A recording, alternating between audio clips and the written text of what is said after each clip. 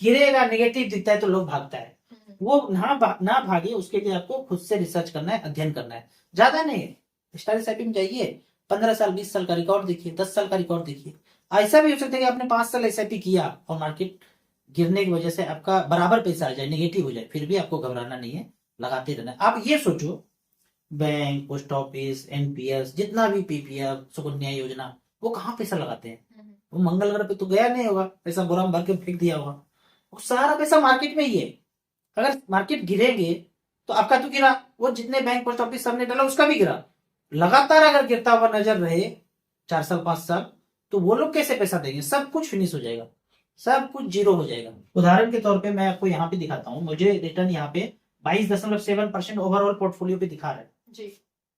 ये 23-24 था, तो वो 1.5% कम हुआ, लेकिन 20% से ऊपर का रिटर्न अगर आपको लॉन्ग टर्म में दिख रहा है, देखना यह है कि आप स्मॉल कैप लिए हैं कि नहीं।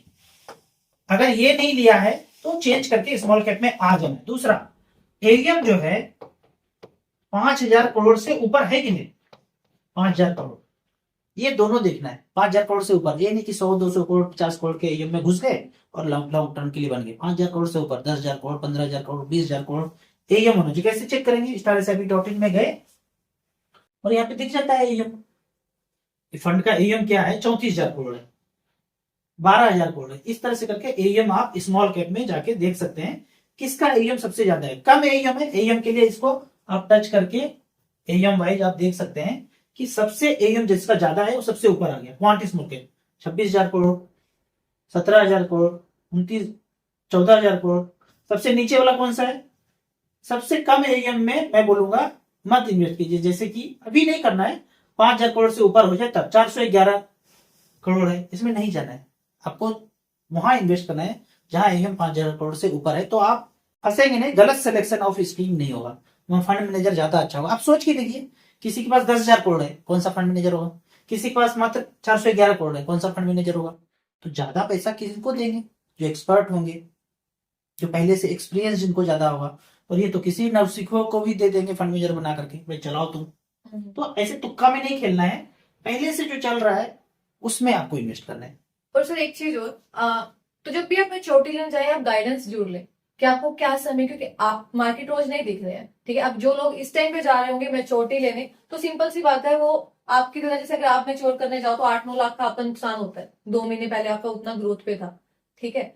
तो वैसे ही आप लोगों को प्लीज गाइड कीजिए कि जब भी मैच्योरिटी वो लेने जाए तो गाइडेंस जरूर लीजिए। देखिए क्या है ना, मैच्योरिटी अगर आप इस तरह से मार्केट में पैसा लगा रहे हैं और मार्केट लाइफ टाइम हाई यहाँ पे है, मैंने पैसा निकाला और फ्लैट खरीदा, तो मैं यहाँ पे नहीं निकाला पैसा, मैं पैसा यहाँ पे निकाला, यहाँ पे निकाला, यहाँ पे निकाला, फिर मार्केट थोड़ा सा गिरा तो यहाँ पे भी निकाला, यहाँ पे भी। तो आपको इसमें घबराना नहीं है।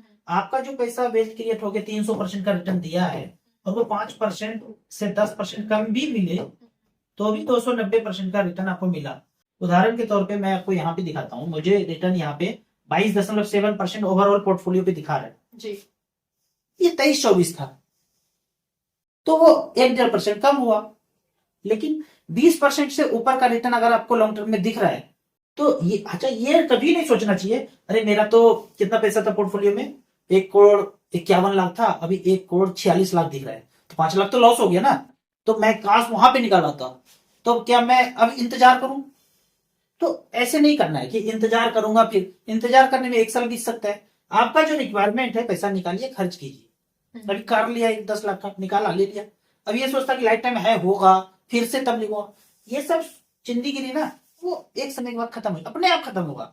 मैं बोलूंगा तो खत्म नहीं होगा। 15 साल 16 साल 17 साल टाइम देंगे तो देखेंगे ये इस तरह तो चलते रहता है, ठीक है। तो लाइफ टाइम हाई पे ही पैसा निकाल पाए, वो कोई जानता ही नहीं कि लाइफ टाइम है, वो बीत जाएगा तब पता चलेगा कि वो लाइफ टाइम हाई था, आज तो पता नहीं चलेगा। तो 5-10% ऊपर नीचे होगा, कोई दिक्कत नहीं है। आपको 20% से ऊपर रिटर्न मिल रहा है, 15-16% से ऊपर रिटर्न मिल रहा है, आपका विन विन सिचुएशन है।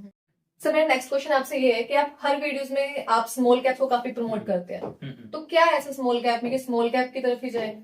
स्मॉल कैप है, मिड कैप है और लार्ज कैप। लार्ज कैप मतलब कैपिटल जिसमें पैसा ज्यादा है, बिल्कुल सही। लेकिन अभी कैटेगरी चेंज हो गई है, अभी पहले पैसे पे था, अभी दूसरा चीज हो गया। लार्ज कैप मतलब पूरे मार्केट में 5400 कंपनी है, ठीक है। पहले 100 को बोल दिया लार्ज कैप, फिर 150 कंपनी को बोल दिया मिड कैप, फिर बाकी जितना है सब है स्मॉल कैप। और स्मॉल कैप मतलब जिसके पास पैसा कम है कंपनी के पास, कैप मतलब कैपिटल। तो एक छोटा कंपनी 500 करोड़ का है, वो 1000 करोड़ बनना चाहेगा, 2000 बनना चाहेगा, 5000 करोड़ का बनना चाहेगा। और एक मिड कैप कंपनी है, मान लो 50,000 करोड़ का है, तो वो 1 लाख करोड़ का बनना चाहेगा, 10 लाख करोड़ का बनना चाहेगा। तो स्मॉल है वही एक दिन मिड कैप में बने जाएगा, और जो मिड है वही कभी लार्ज कैप में जाएगा। जो लार्ज है ऑलरेडी बड़ा है, तो इनको जितना ग्रोथ होना था हो गया।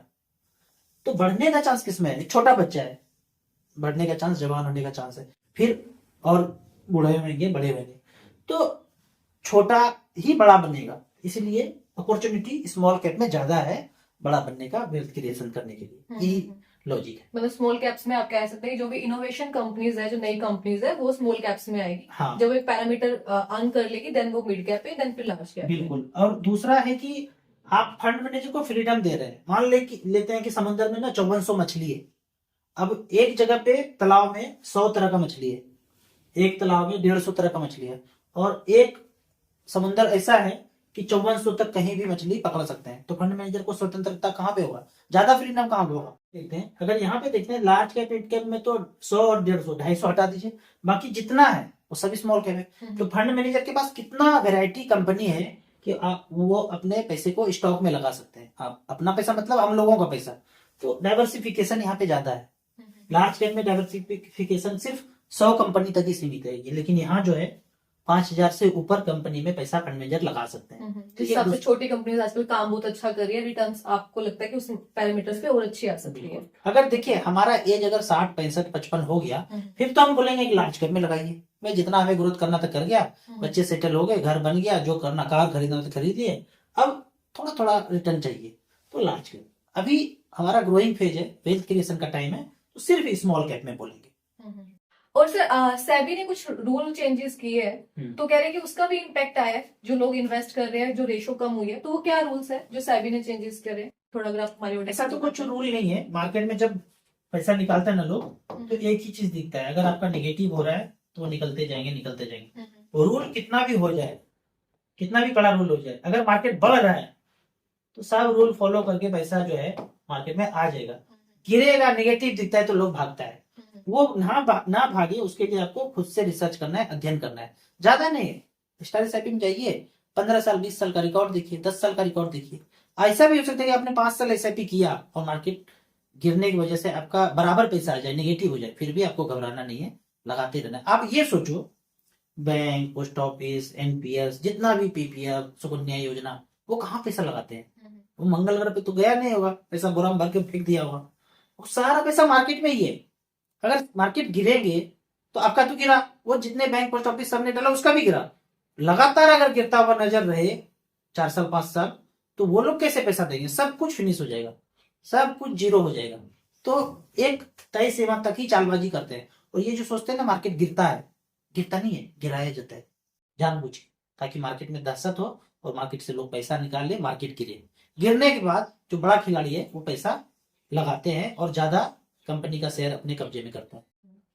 तो जैसे ये आप स्टारशिप ऐप के बारे में हमें बताते हैं, तो इसके बारे में थोड़ा बताइए कि ये क्या आपने लॉन्च करी है, ये क्या ऐसा है? हाँ, ये जो भी मिल गया मुझे, बेंगलोर का एक मतलब ऐप बनाने वाले, और काफी सर्च किया, 50 लोगों से हमने बात किया, तो उनके पास बना बनाया चीज था। वो बोलते थे ये ले लो, मैं बोला नहीं, हमारी खोपड़ी में जो चीज है वो चाहिए, कैसे कैसे चाहिए वो चाहिए। तो काफी सर्च करने के बाद, रिसर्च करने के बाद बंदे मिले, जैसे जैसे बताया, कर दिया, बना दिया, तो वो स्टार एसआईपी हमारा ही है, आपका ही है। हाँ। मतलब एक ही ऐप पे आपने सारा इन्फॉर्मेशन डाली है कि ताकि कस्टमर्स को हर जगह पे अलग अलग जाके सर्च ना करना पड़े। मुझे लगता है म्यूचुअल फंड के लिए मैंने इतना इन्फॉर्मेशन यहाँ पे दे दिया है, one time SIP, STP, SWP, वो सारा चीज एक प्लेटफॉर्म पे, मुझे नहीं लगता कहीं पे है, कहीं है तो हमें रिकमेंड कीजिएगा, मैं भी उनको देखूंगा। Okay, alright sir, I think आज के लिए इतना काफी क्वेश्चंस थे। थैंक यू सो मच, आपने टाइम दिया हमें।